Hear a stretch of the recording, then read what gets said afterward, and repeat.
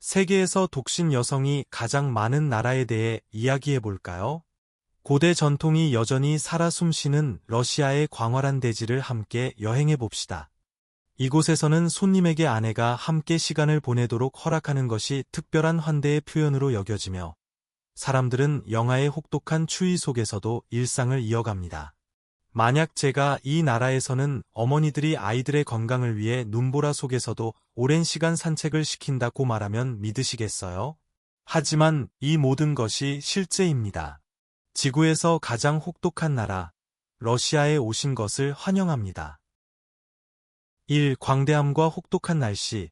러시아는 단순히 세계에서 가장 넓은 면적을 가진 나라일 뿐 아니라 무려 11개의 시간대를 아우르는 유일한 나라로 시간대 면에서도 가장 광대한 국가입니다. 그리고 극한의 자연 조건에서도 러시아는 독보적인 위치를 차지합니다. 시베리아의 얼어붙은 땅에서는 겨울이 길고 혹독하며 기온은 종종 영하로 떨어집니다. 이곳에서 추위는 단순한 계절 현상이 아니라 그 자체가 삶의 방식입니다. 사람들은 두꺼운 모피 코트를 입고 다니며 집은 찬 바람을 막기 위해 삼중 유리창으로 지어집니다. 이 땅은 험준한 아름다움을 품고 있으며 바람의 속삭임과 눈 밟는 소리만이 고요함을 깨뜨립니다. 러시아의 시베리아와 북극 지역에서는 아이들의 면역력을 키우고 혹독한 기후에 익숙해지도록 많은 부모들이 겨울에도 아이들을 바깥에 둡니다. 아이들은 여러 겹의 두꺼운 옷을 입고 유모차에 실린 채 바깥에 놓이기도 하며 때로는 몇 시간 동안 그렇게 있는 경우도 있습니다. 이는 아이들의 건강을 증진시킨다고 여겨지며 북부 러시아 지역에서는 흔히 볼 수 있는 문화입니다. 수천 킬로미터 남쪽으로 내려가면 러시아의 기후는 한층 온화해집니다.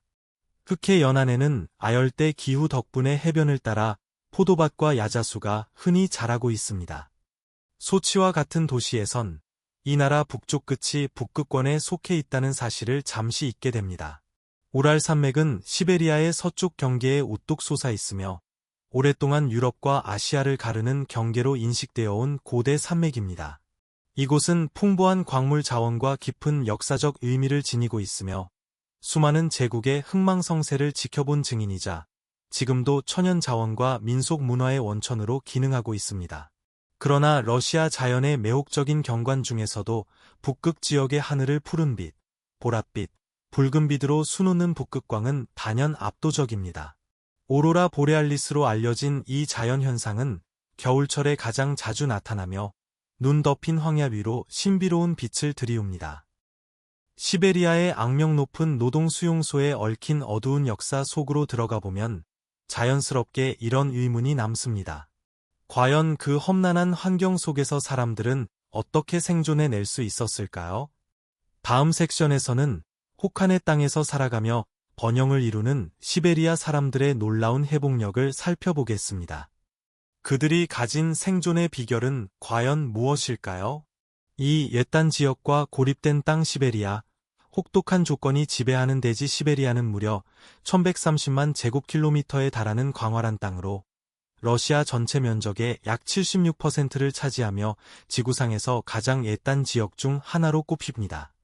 우랄 산맥에서 태평양까지 뻗어 있는 이 지역은 자연의 원초적인 아름다움과 혹독한 생존 조건이 공존하는 러시아의 최전선이라 할 수 있습니다.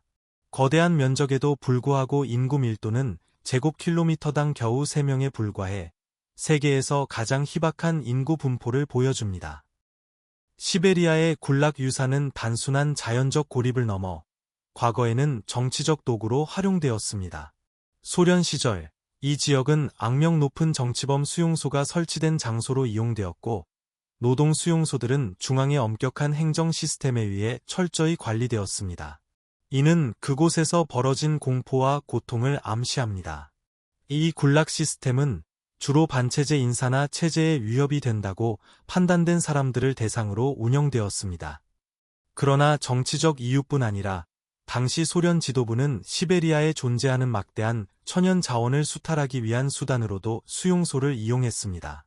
수감자들은 혹독한 환경 속에서 도로와 철도 건설, 목재벌목, 광물 채굴 등의 강제 노동을 수행해야 했습니다.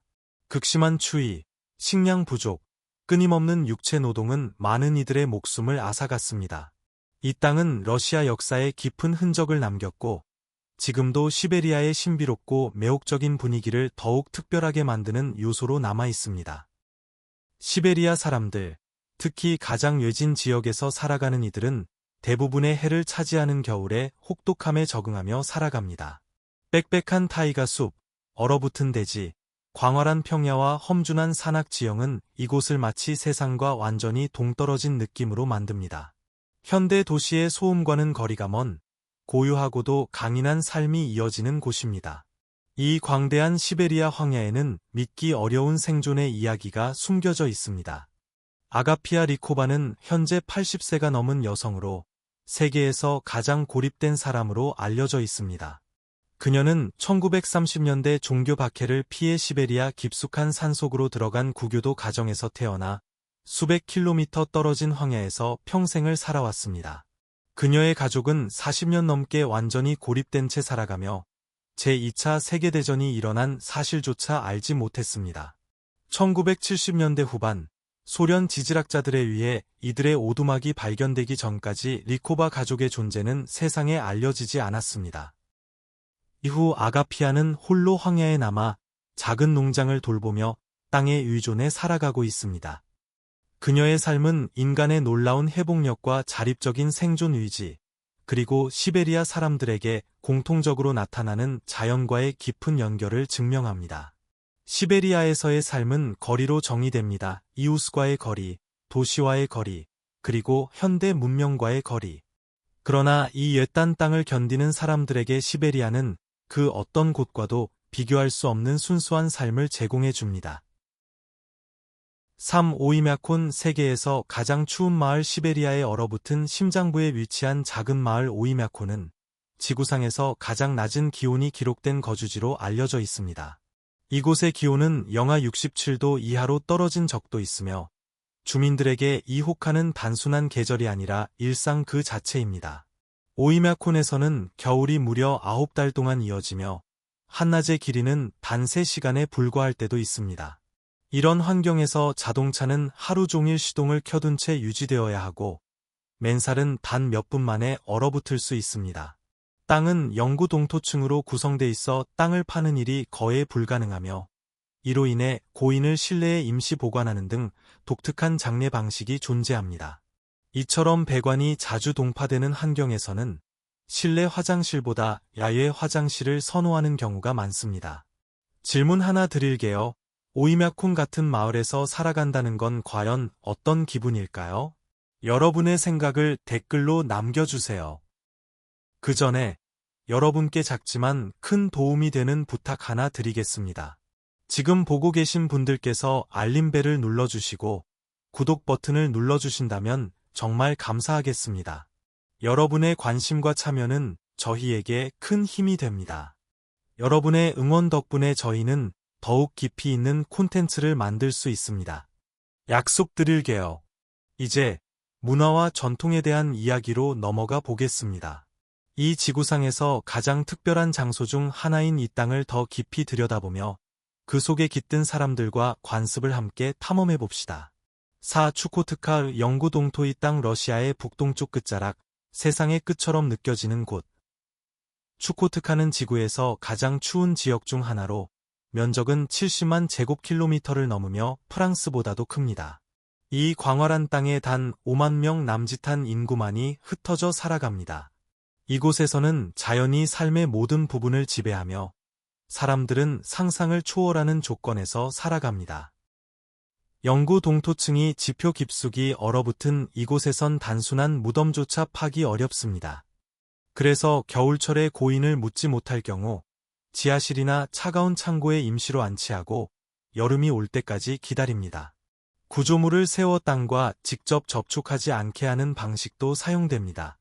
이것은 단순한 생존의 기술이 아니라 자연의 한계 안에서 존엄성을 지키기 위한 인간의 지혜입니다.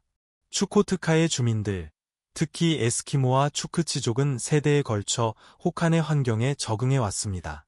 이들의 주거는 열 손실을 최소화하는 단열 구조로 설계되어 있으며 모피로 만든 전통 복장은 체온 유지를 위한 필수품입니다. 길이 끊긴 겨울에는 개썰매나 스노모빌이 주요 교통수단으로 사용됩니다. 그런데 이 혹독한 환경 속에서도 유지되는 독특한 문화가 있습니다. 에스키모와 추크치족 중 일부는 손님을 극진히 환대하는 전통으로 때로는 아내가 손님과 시간을 보내도록 허락하는 문화도 존재합니다. 외부인에게는 생소하게 보일 수 있지만 극한의 고립과 자원 부족 속에서 공동체 유대를 강화하고 생존 가능성을 높이기 위한 고대의 지혜였습니다. 또한 이 지역에서는 겨울철, 부부가 옷을 입은 채로 친밀한 관계를 맺는 경우도 있습니다. 이는 소중한 체온을 유지하기 위한 현실적인 전략이며 이복 역시 이런 상황을 고려해 특별히 설계되어 있습니다. 얼어붙은 자연 속에서 인간은 어떻게든 길을 찾아갑니다. 추코트카는 그 증거입니다. 5. 높은 독신 여성 비율의 원인. 러시아는 독특한 인구 구조를 가진 나라입니다. 2024년 현재 약 1억 4,600만 명의 인구 중 남성은 약 7,300만 명, 여성은 8,400만 명으로 남성보다 여성 인구가 약 1,100만 명 많습니다. 이는 단순한 숫자의 문제가 아니라 러시아 사회 전반에 영향을 주는 심각한 불균형입니다. 그 뿌리는 역사에 있습니다. 제2차 세계대전 당시 소련은 약 2,700만 명이라는 엄청난 인명피해를 입었고 이 중 대부분이 남성이었습니다.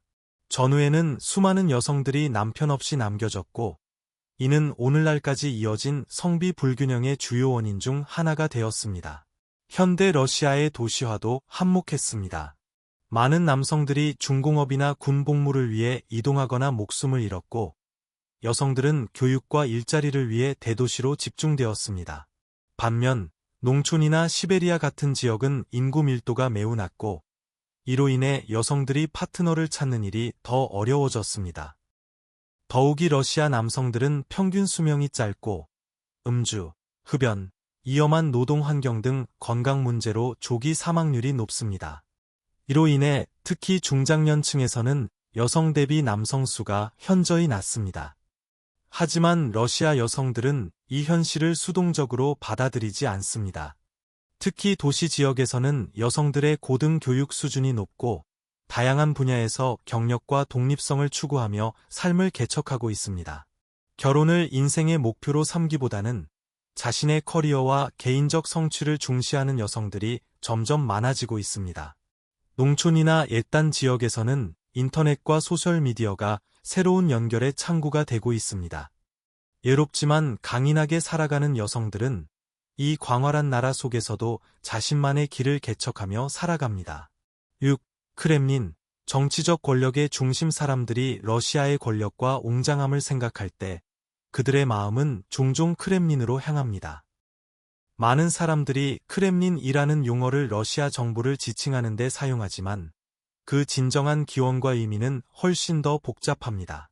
전통적으로 크렘린이라는 단어는 유세화된 도시를 의미하며 러시아 전역에 약 20개의 크렘린이 흩어져 있습니다. 모스크바의 크렘린은 러시아 권력의 가장 상징적인 상징 중 하나입니다. 12세기의 중세 유세로 지어진 모스크바의 크렘린은 수세기 동안 러시아의 정치 및 종교 생활의 중심지였습니다. 그 벽과 탑은 도시 위로 높이 솟아 있으며 궁전, 성당 및 정부 건물의 놀라운 혼합을 둘러싸고 있습니다. 수세기 동안 크렘린은 차르들이 통치하던 요새였고 소련 지도자들이 중요한 결정을 내리던 곳이며 러시아의 현대 정치 기계가 여전히 운영되고 있는 곳입니다.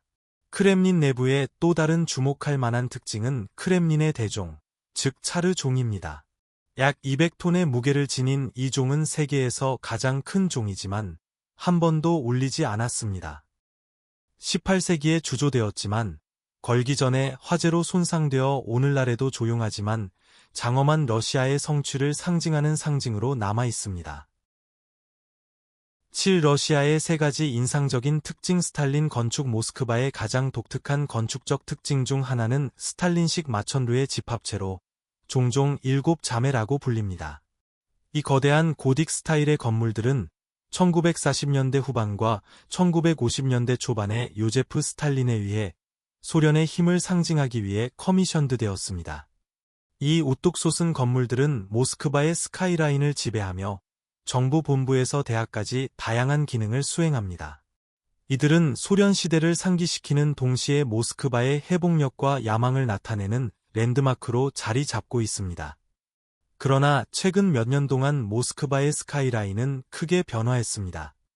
특히 모스크바 시티 지역의 부상으로 인해 이 지역은 현대 경제 성장과 러시아의 세계 경제 통합의 상징이 되었습니다. 이 변화의 중심에는 374m에 달하는 연방 타워가 있으며 이는 유라시아에서 가장 높은 마천루입니다. 연방 타워는 러시아의 야망과 국제 비즈니스 기준이 혼합된 모스크바의 발전을 상징합니다.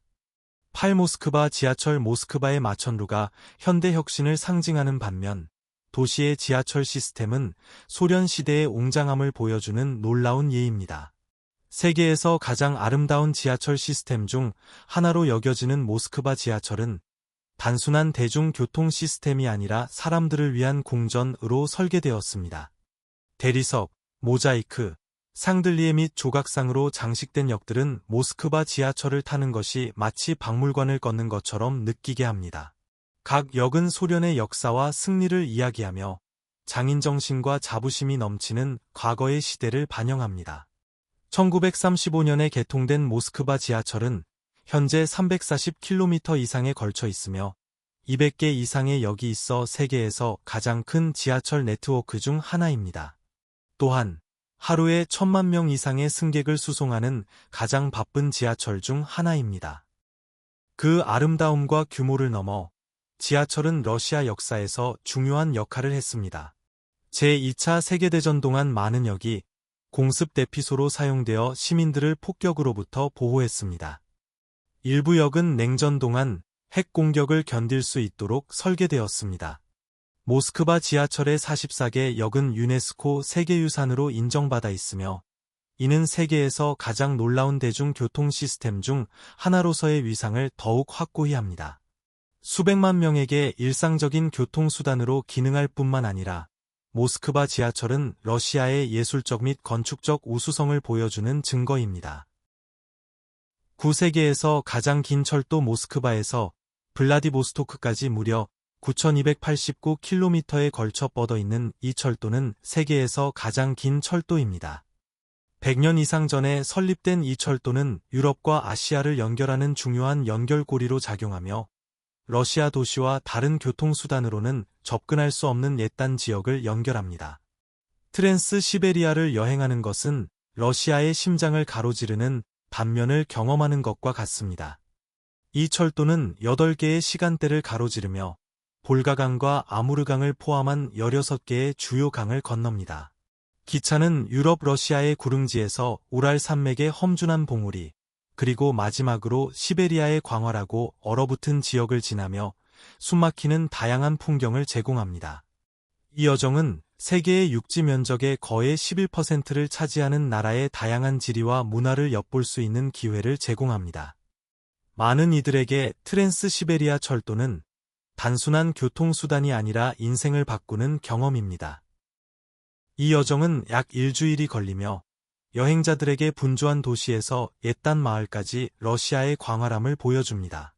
그 과정에서 승객들은 세계에서 가장 깊은 담수호인 바이칼 호수나 역사적인 도시인 카잔과 이르쿠츠크를 탐험할 수 있습니다. 이 철도는 또한 소련 시대의 군락 노동 수용소가 있었던 지역을 지나며 역사적으로도 중요한 지역입니다. 10. 상트페테르부르크, 러시아의 두 번째 도시 모스크바, 시베리아, 그리고 나라의 지리적 아름다움 너머 러시아의 두 번째 도시인 상트페테르부르크는 우아함, 역사, 문화의 풍요로움의 걸작입니다. 복잡한 운하와 바로크 건축 덕분에 종종 북쪽의 베니스라고 불리는 이 도시는 현대적이고 활기찬 정체성을 지니고 있습니다. 2300년 피터 대제에 의해 세워진 상트페테르부르크는 러시아의 유럽으로의 창이 되도록 설계되었으며 국가의 세계적 야망을 반영하면서 서구의 영향을 전통적인 러시아 문화와 혼합하고 있습니다. 상트페테르부르크는 200년 이상 동안 제정 러시아의 수도로서 정치적 권력, 예술 및 문화의 중심지가 되었습니다. 바로 이곳에서 차르들이 통치하고 화려한 궁전이 세워졌으며 러시아 귀족들이 번영했습니다. 오늘날 상트페테르부르크는 살아있는 박물관으로 수색이 된 건물들이 현대적 발전과 나란히 서 있으며 오래된 것과 새로운 것의 독특한 조화를 제공합니다. 이 도시의 가장 상징적인 랜드마크 중 하나는 겨울 궁전으로 러시아 왕실이 한때 거주했던 장엄한 녹색과 흰색의 바로크 구조입니다. 오늘날 이곳은 세계에서 가장 크고 권위 있는 미술 컬렉션 중 하나인 에르미타주 박물관의 본거지입니다. 에르미타주는 레오나르도 다빈치, 렘브란트, 미켈란젤로와 같은 예술가들의 걸작을 포함하여 300만 점 이상의 예술 작품을 자랑하며 방문객들에게 예술 역사 속으로의 비할 데 없는 여정을 제공합니다. 상트페테르부르크의 건축물 외에도 도시의 배경은 매혹적입니다. 네바강을 따라 세워진 상트페테르부르크는 베니스를 연상시키는 운하들로 둘러싸여 있어 도시의 별명을 부여합니다. 도시를 걷는 것은 마치 그림 속으로 들어가는 듯한 느낌을 줍니다. 웅장한 대로, 복잡한 다리, 화려하게 장식된 건물들은 모두 도시의 역사적 중요성과 예술적 유산을 증명합니다. 상트페테르부르크를 방문하기 가장 매혹적인 시기는 백야 동안입니다. 여름에 태양이 거의 지지 않아 도시를 대부분 밤의 황혼으로 물들이는 현상입니다. 6월 중순부터 7월 초까지 낮은 길게 이어져 환상적인 저녁을 만들어내며 거의 꿈 같은 분위기를 자아냅니다. 이 시기에 도시는 축제, 콘서트 및 거리 공연으로 활기를 띱니다. 백야 축제는 러시아에서 가장 유명한 문화 행사 중 하나로 세계적인 예술가들이 참여하는 발레, 오페라, 클래식 음악 및 극장 공연이 펼쳐집니다. 방문객들은 러시아 발레와 오페라의 중심지인 마리인스키 극장과 같은 도시의 가장 권위 있는 장소에서 이러한 공연을 즐길 수 있습니다. 여름철은 도시의 활력을 더욱 높입니다. 지역 주민들과 관광객들은 네바강 강변에 모여 다리들이 올라가는 모습을 관람합니다. 이는 도시의 상징이 된 밤마다의 의식입니다. 이 다리들은 대형 선박이 네바강을 지나갈 수 있도록 설계되어 있으며 특정 시간에 들어 올려져 이 장관을 보기 위해 많은 사람들을 끌어모읍니다. 이 도시는 200개 이상의 박물관과 수많은 대학, 그리고 매년 수백만 명의 방문객을 끌어들이는 활기찬 예술 현장이 있습니다. 지역 주민들과 방문객들은 겨울 축제와 행사, 새해 전야 축제 및 크리스마스 시장을 즐기기 위해 따뜻하게 옷을 입습니다. 추운 날씨에도 불구하고 도시의 환대와 문화적 활력은 연중 내내 방문할 이유를 제공합니다. 10일 캄차카유 불과 얼음의 땅 러시아 극동에 자리 잡은 캄차카 반도는 세계에서 가장 극적이고 손길이 닿지 않은 풍경 중 하나를 제공합니다. 험준한 황야, 활화산 및 자연 온천으로 유명한 캄차카는 다른 세계의 장소처럼 느껴집니다. 옛단 곳, 야생, 그리고 놀라울 정도로 아름답습니다. 캄차카에는 300개 이상의 화산이 있으며 그중 약 30개가 활동 중입니다. 이는 지구에서 가장 화산 활동이 활발한 지역 중 하나로 이 우뚝 솟은 거인들은 풍경을 지배하며 눈으로 덮인 봉우리는 그 아래에 불타는 용암과 극명한 대조를 이룹니다. 이 중 가장 유명한 화산은 클류체프스카야 소프카로 유라시아에서 가장 높은 활동 화산으로 무려 4,750m에 달합니다. 이는 탐험가와 모험가들이 지구에서 가장 인상적인 자연 특징을 탐험하기 위해 찾는 매력적인 장소입니다. 이 지역의 화산 활동은 단순히 땅을 형성하는 것이 아니라 전체 환경을 정의합니다. 간헐천과 화산가스가 풍경을 점제하며 지구 깊은 곳에서 증기와 뜨거운 물이 방출됩니다. 캄차카의 가장 상징적인 장소 중 하나인 간헐천 계곡은 세계에서 두 번째로 큰 간헐천 농도가 있는 곳으로 미국의 옐로우스톤에 이어 두 번째입니다. 여기서 방문객들은 간헐천이 끓는 물을 하늘로 쏘아 올리는 모습을 목격할 수 있으며 울창한 초록 계곡과 눈 덮인 봉우리로 둘러싸여 있습니다. 캄차카의 옛단 위치는 그곳의 원시 생태계를 보존하는 데 도움을 주어 야생 동물의 안식처이자 탐험가들을 위한 손길이 닿지 않은 놀이터가 되었습니다. 이 반도는 캄차카 갈색곰의 서식지로 이 험준한 황야에서 번성하는 종입니다. 사실 캄차카는 자연 서식지에서 곰을 관찰할 수 있는 몇 안 되는 장소 중 하나로, 특히 연어가 올라오는 시기에는 곰들이 강가에 모여 낚시를 합니다. 이 반도는 또한 다양한 해양 생물의 서식지로, 험준한 피오르드가 해안선을 따라 위치하여 고래, 물개및 바다 수달의 피난처를 제공합니다. 여행을 감행할 용기가 있는 이들에게 캄차카의 해안은 고래 관찰과 해안 탐험의 기회를 제공합니다. 여기서 날카로운 절벽들이 태평양의 얼음물과 만납니다. 캄차카의 야생 아름다움 속에는 예상치 못한 문화적 요소가 있습니다. 소규모지만 중요한 불교 공동체입니다. 이 공동체는 몽골 및 티베트 이주민의 후손으로 구성되어 있으며 이 옛단 러시아 구석에 영적인 평화를 가져다 주었습니다. 불교는 러시아에서 주요 종교는 아니지만 캄차카의 불교 사원과 수도원의 존재는 이곳의 거칠고 날카로운 땅에 평화로운 차원을 더합니다. 방문객들에게 이 신성한 공간들은 놀라운 피난처를 제공합니다. 불교 수도원의 고요함은 바깥의 야생 풍경과 대조를 이루며 화산과 간헐천의 포유 속에서 반성과 고요함의 기회를 제공합니다. 이 사원들은 캄차카의 문화적 다양성과 자연과 영성이 이 지역에서 어떻게 공존하는지를 보여주는 증거입니다. 캄차카에 도달하는 것은 쉽지 않은 일입니다. 이 반도는 러시아에서 가장 고립된 장소 중 하나로 다른 지역과 연결하는 도로가 없습니다. 이곳에 가는 유일한 방법은 비행기로 모스크바에서 캄차카 반도의 주요 도시인 페트로파블로프스크 캄차츠키까지의 비행은 8시간 이상 걸립니다. 그럼에도 불구하고 캄차카의 아름다움은 최근 몇 년 동안 점점 더 많은 방문객을 끌어들이고 있으며 등산가와 하이커는 물론 단순히 도시 생활의 번잡함에서 벗어나고자 하는 사람들까지 포함됩니다. 12차 가장 많이 소비되는 음료 러시아를 생각할 때 사람들은 종종 긴 추운 겨울을 떠올리며 누군가가 보드카 한 잔을 들어 올리는 이미지를 떠올립니다. 하지만 일반적인 믿음과는 달리 러시아에서 가장 많이 소비되는 음료는 보드카가 아니라 차입니다. 이는 많은 사람들에게 놀라운 사실일 수 있지만 차는 러시아 사회에서 깊은 문화적 뿌리를 가지고 있으며 17세기 중국에서 처음 소개되었습니다. 수세기 동안 차는 일상생활의 필수적인 부분이 되었으며 단순한 음료를 넘어 전통, 한대, 사회적 연결의 영역으로 들어갔습니다.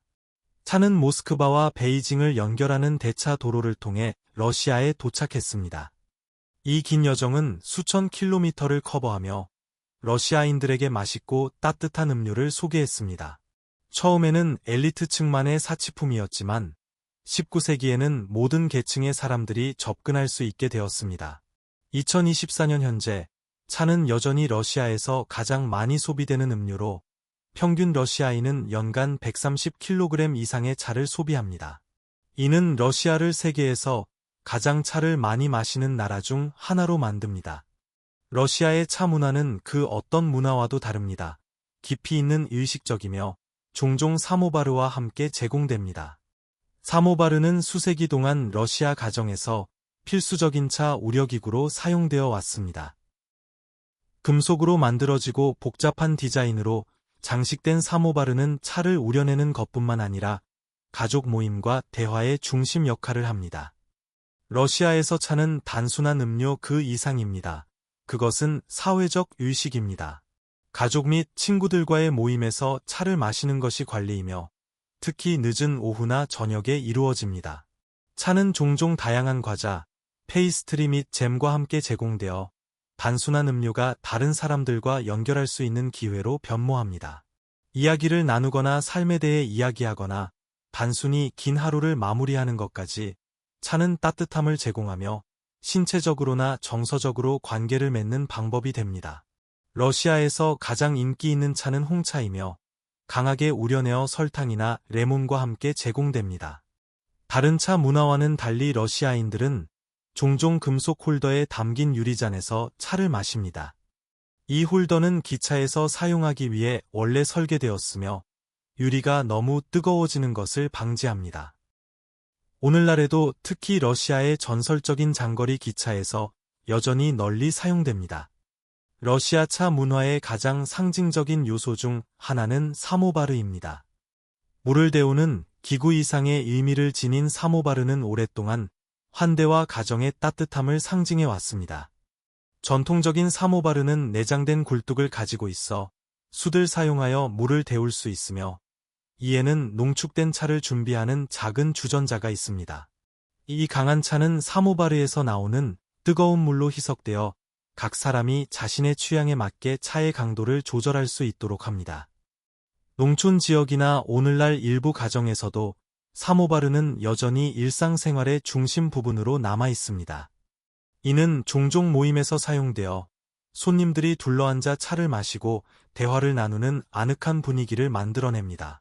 사모바르에서 차를 제공하는 행위는 단순한 전통을 넘어 추운 러시아 겨울에 손님을 환대하고 따뜻함을 전하는 방법이 됩니다. 러시아의 차 선호는 너무 뿌리 깊어 외국인들을 종종 놀라게 합니다.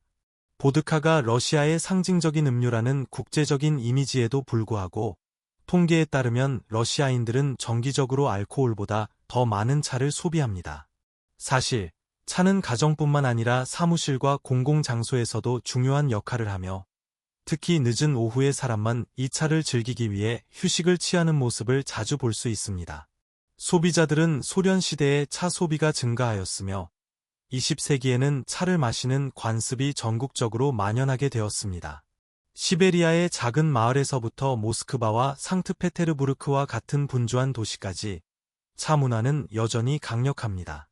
회의 사이에 빠르게 한 잔을 마시거나 가족과 함께 긴 대화를 나누는 등, 차는 러시아에서 일상의 리듬을 만들어주는 음료입니다. 오늘의 영상을 즐기셨다면 좋아요를 눌러주시고 채널 구독을 잊지 마세요. 여러분의 지원은 저희에게 큰 의미가 있습니다. 지금 화면에 나타나는 영상을 클릭해보세요. 이 콘텐츠를 정말 좋아하실 거예요. 다음에 다루고 싶은 나라에 대한 의견을 댓글로 남겨주세요. 시청해주셔서 정말 감사합니다. 다음 영상에서 뵙겠습니다.